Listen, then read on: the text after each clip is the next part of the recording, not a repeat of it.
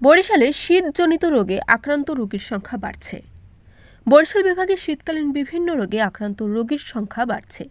এর মধ্যে নিউমোনিয়া, শ্বাসতন্ত্রের সংক্রমণ ও ডায়রিয়া আক্রান্ত রোগী বেশি। গত ২৪ ঘন্টায় বরিশাল বিভাগে ৩১৭ জন রোগী সরকারি হাসপাতালে ভর্তি হয়েছেন।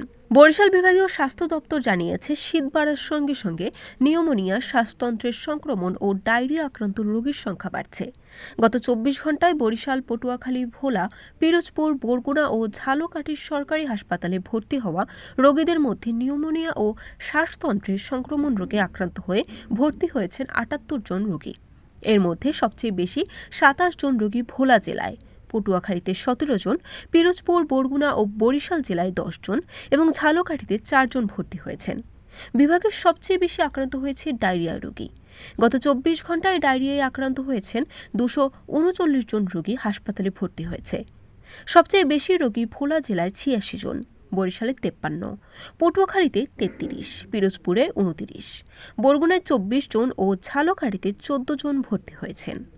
Barishal dot news.